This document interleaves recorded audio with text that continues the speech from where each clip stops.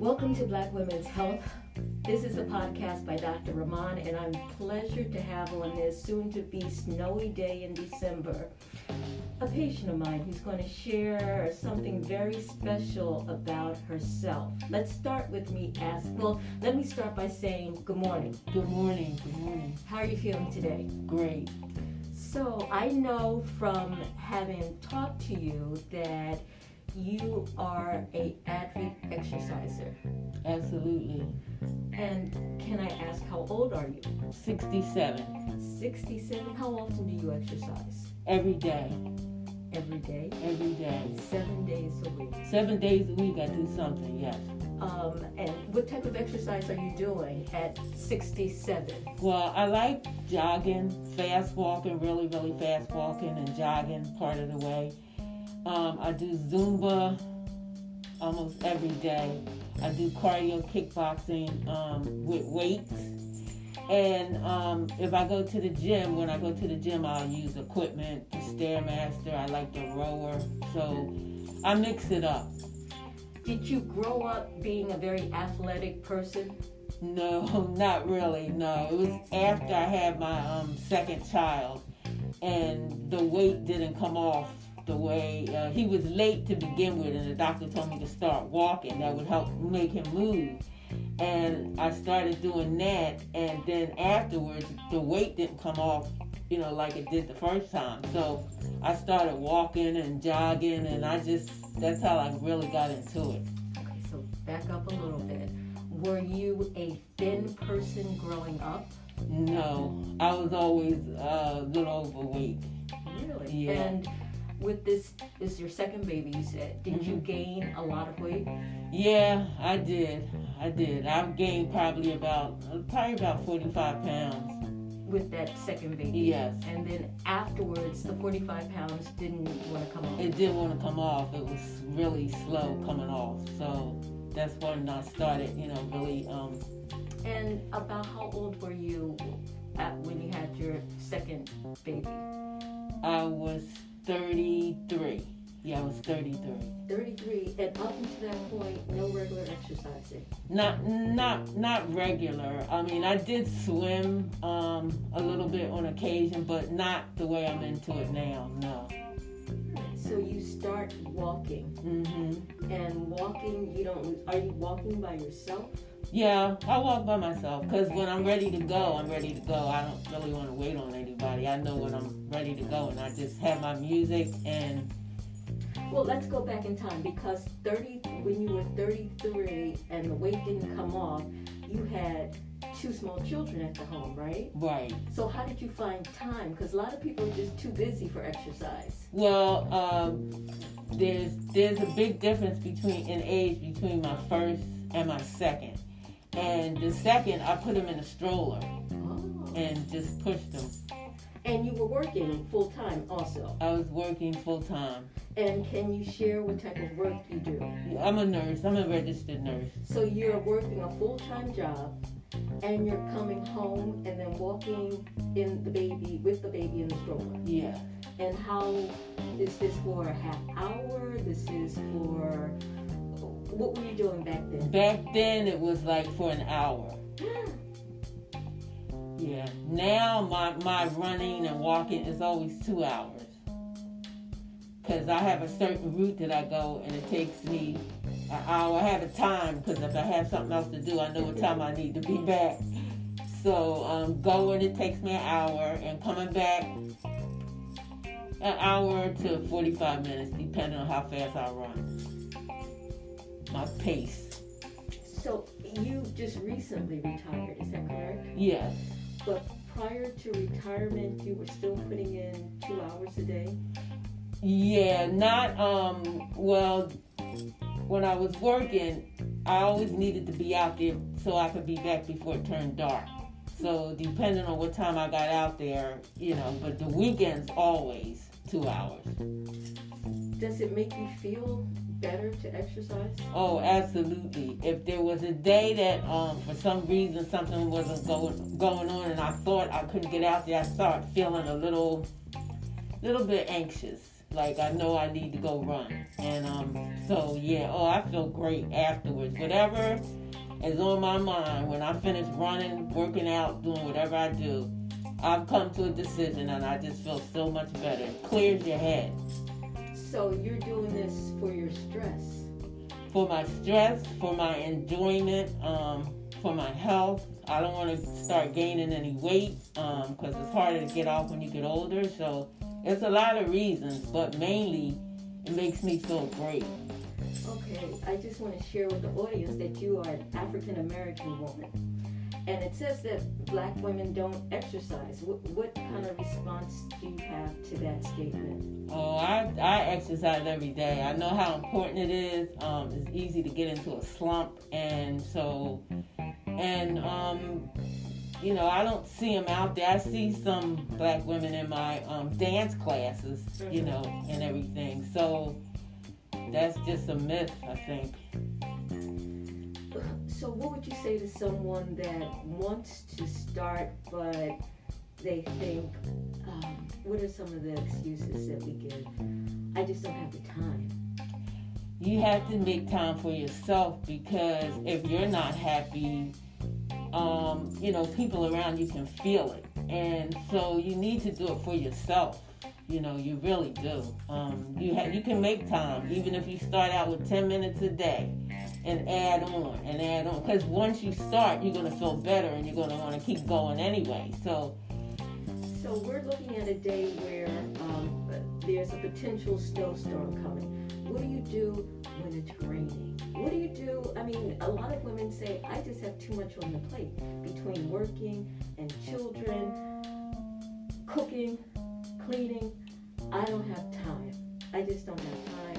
And if the weather's bad or potentially bad, like we're expecting today, what would you say?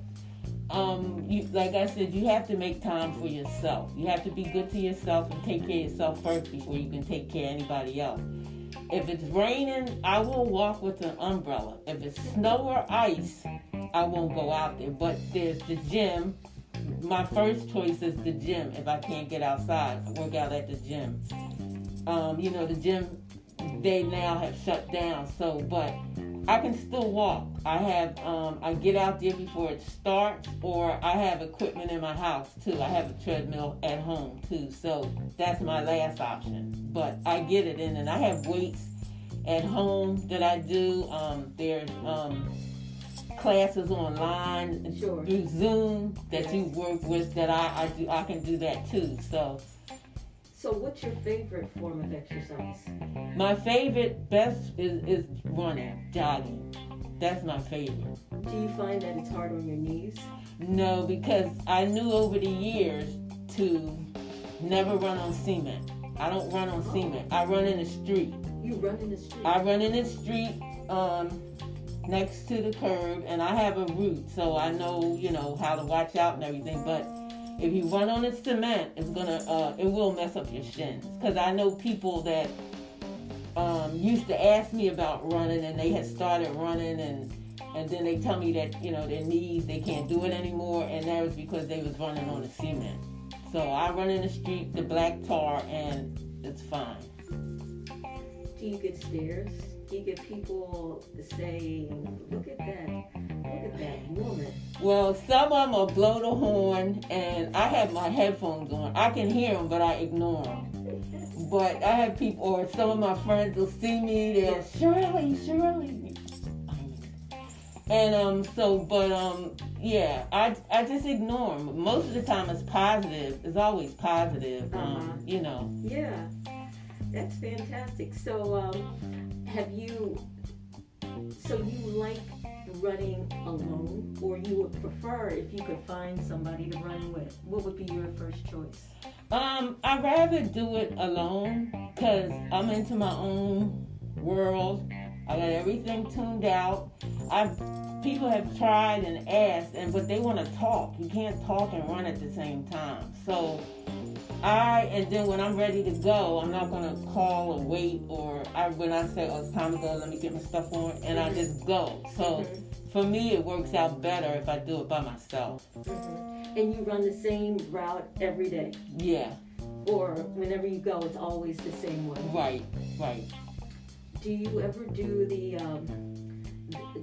Broad Street Run or the half marathons, or have you considered a marathon? I've considered it. I never did the Broad Street Run because it's always on Sunday, and Sunday is my church day, so that's why I never did the Broad Street Run. But I have done marathons and different runs for different organizations, mostly the Y and a few other ones that I run for sometimes, you know. Wow. Yeah. That's really impressive. So what kind of word of inspiration would we're soon to be entering January where everyone wants to do better, and we have all these resolutions about how we're going to do better. What would you say? What should we do if we really want to start exercising? Get a good iPod with music that you enjoy, and just listening to the music, you won't want to stop. You know, you're listening to the music, you'll look, wow, I did 20 minutes. Oh, I didn't even feel like 20 minutes. Let me keep on going. Just start slow, 10, 15 minutes, and then build up, and you'd be amazed how wonderful you feel. Really. It lifts you up, and whatever you're thinking about you need to do, or whatever work in your mind, by the time you finish working out, exercising, your mind will be clear. Has running kept you healthy, meaning any serious medical conditions that have come up over the years, or no? None whatsoever. That's a testament to the fact that if you take the time to take care of yourself, to love your body, to cherish your body, that you can be healthy and vital way longer than you might think possible. Absolutely. And as a nurse, I can imagine that you see patients that have not done that. For sure. I see quite a few of them when I see their age, and then I'm like, oh my goodness, like, you know, you got to start taking care of yourself from the beginning, and, you know, because what you put in and how you take care of your body when you're younger, as you get older, it's going to let you know what you did and what you didn't do. Sure. So I see it every day, so I'm just grateful, you know. Do you ever preach to your patients about exercise or no? Some of them will ask me. A lot of them ask me, you know, how I stay in shape or how do I, and I tell them. And a lot of them have seen me out there. Was that you? I thought I saw somebody look like you out there jogging. Was that you? I said, yes, that was me. So I do, you know, if they want to know, I will definitely tell them just start slow. Get a good pair of sneakers. That was my next question. I mean, what are the practicalities? Like, I mean, you say a good pair of sneakers are essential? Definitely. You can't be running in flip-flops. No, definitely not. Do you have a recommendation? Is there something that has served you well over the years? Over the years, I found Nikes are the best sneakers that don't hurt my feet. I never had no problems. I've tried other ones, and when I get back, I'm like, nope, I won't use them no more. So I use Vapor Max. They're called Vapor Max Nikes, and they are the best. I mean, they're really the best for me, and that's what I walk and run in. So do you have to replace your shoes every so often? Yeah. Usually I'm buying a new pair at least, I would say, every 3 months. Every 3 months? Every 2 to 3 months. Well, you're running every day, and you're running... Right. Or... It's my track is 5 miles. So I don't run the whole 5 miles. I'm walking fast and warming up, and then, you know. So, but yeah, so I have to get a new pair every 2.5 to 3 months. How do you know when you need a new pair of shoes? When I'm walking or running and my feet, I feel like my feet are a little bit sluggish, then I know it's time. And I can kind of look at the heel when it starts wearing down a little bit. I know it's time to get a new pair.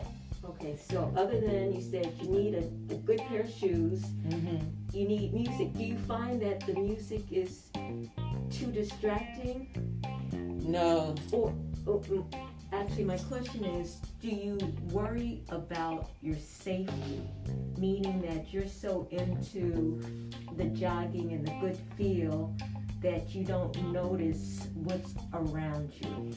No, I do. I pay attention and I stay alert. I'm listening to the music. I don't have it so loud that I can't hear a horn. And I always pay attention. I pay attention to the lights. Like, I go by the lights and I always watch out for the cars when they're turning and everything. So I'm focused because there has been times when I wasn't paying attention and I might trip on a curved pavement that's up a little bit more. So I stay focused. I'm listening to the music, but I'm also focused and around my surroundings. And I never try not to let darkness catch me out. There's always daytime. I prefer the morning, but if something's going on and I can't get out there in the morning, then as long as it's not dark. Now, if it was dark, I would walk with someone. But so any other safety precautions that you might use? Or you haven't found it necessary? I haven't found it necessary. I just pay attention. Where I go, it's a big open area, so it's plenty of people. I wouldn't go. I've tried secluded areas where I'm not comfortable with that. But I go on a big open area where people can see. And is it a track? No, I didn't care for the track. It's too monotonous. Yeah. So I leave my house and I walk, to the main street. Then I go and then I go. I don't know if you're familiar with Baltimore Pike area, but that's my route because there's plenty of people. Okay. So good pair of shoes, some music to help entertain you, but not to distract you too much. Anything else that you absolutely need? Do you carry water with you? I don't carry water, but I buy water. When I get to my halfway mark, there's a store I always go in and buy a bottle of water, and then I drink it. And I noticed that makes a big difference, especially when it's summertime. Okay. I have to do it in the summertime. And you will run in the wintertime? Oh, yeah. And is it ever too cold for you to run? If it was probably like in the teens, like maybe 13 or something, I might not go my usual length of time, but I'll still go. I just know how to dress because you can't overdress. If you overdress, that's worse than being underdressed. That's right. When you're running, you generate heat. Right. So if you're overdressed, you're miserable. I'm miserable. So, but and I always have my cell phone. Always keep that with me. So I have a little pouch, my keys, money, my cell phone, my music. So that's pretty impressive. I mean, you're really demonstrating that it is a choice. It is possible. Black women do exercise. Black women can be healthy. Black women don't necessarily have to have high blood pressure and diabetes. It's really a choice. It's definitely a choice. You choose to be hypertensive. You choose to be diabetic because you don't really have to be. Right. You're an inspiration to us all. Oh, thank you. Thank you. Thank you. You're welcome. So there you have it. Yet another example of a black woman rising. A black woman who has decided to take her health into her own hands, who makes time for exercise. So the next time you call on Nike, tell them Michael Jordan is great, Serena Williams is wonderful, but this is truly inspirational.